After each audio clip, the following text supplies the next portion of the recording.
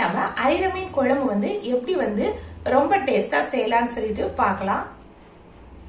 அதுக்கு முன்னாடி நம்ம சேனலை சப்ஸ்கிரைப் பண்ணலைன்னா சப்ஸ்கிரைப் பண்ணிக்கோங்க. அப்படியே பக்கத்துல இருக்கிற பெல் பட்டனை பிரஸ் பண்ணி ஆல்ன்ற ஆப்ஷனை பிரஸ் பண்ணீங்கன்னா நான் எப்போ வீடியோ போட்டாலும் உங்களுக்கு நோட்டிபிகேஷன் நீங்க செக் பண்ணி பார்த்துக்கலாம்.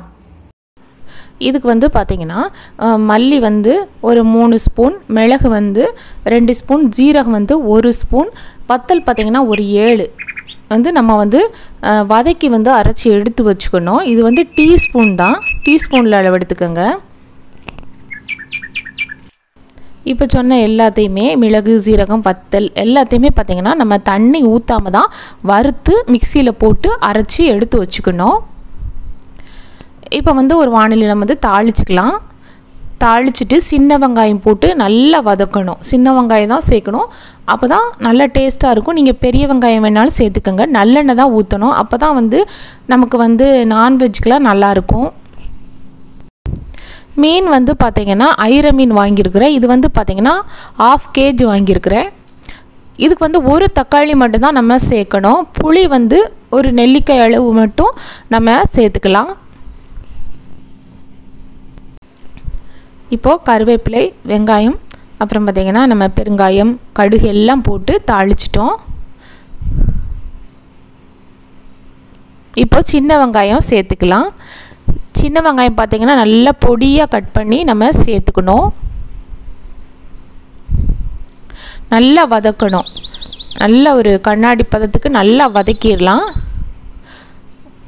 நல்லா வதக்குனதுக்கப்புறமா ஒரு தக்காளியை வந்து நல்லா பிசைஞ்சு வந்து நம்ம சேர்த்துக்கலாம். நல்லா பிசைஞ்சு நம்ம சேர்த்துக்கலாம். லைட்டாக வந்து நம்ம உப்பு கொஞ்சம் போட்டுக்கலாம். உப்பு போட்டு நல்லா வதக்கணும். நல்லா அது வந்து மசிகிற அளவுக்கு நம்ம நல்லா வதக்கிக்கலாம்.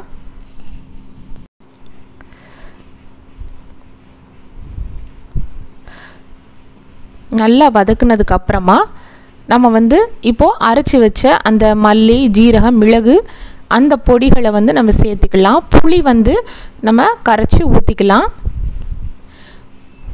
இதில் வந்து பார்த்திங்கன்னா குழம்பு மிளகாய்த்தூள் வந்து நம்ம ஒரு 3 ஸ்பூன் சேர்த்துக்கலாம். உங்களுக்கு எவ்வளோ வேணுமோ அந்த அளவுக்கு சேர்த்துக்கோங்க. அதே மாதிரி நான் மீன் மசாலா, மீன் குழம்பு பொடி இருக்கு இல்லையா, அதுவும் வந்து நான் சேர்த்துருக்குறேன். உங்களுக்கு என்ன பிராண்டு வேணாலும் சேர்த்துக்கோங்க. ஒரு 2 ஸ்பூன் நான் சேர்த்துருக்குறேன். எல்லாத்தையும் பார்த்திங்கன்னா நல்லா நம்ம இந்த மாதிரி வதக்கிக்கலாம். கொஞ்சம் வந்து மஞ்சள் தூள் சேர்த்துக்கோங்க. நல்லா வதக்குனதுக்கப்புறம் இது வந்து குழம்பு மிளகாய்த்தூள் சேர்த்துருக்குறேன்.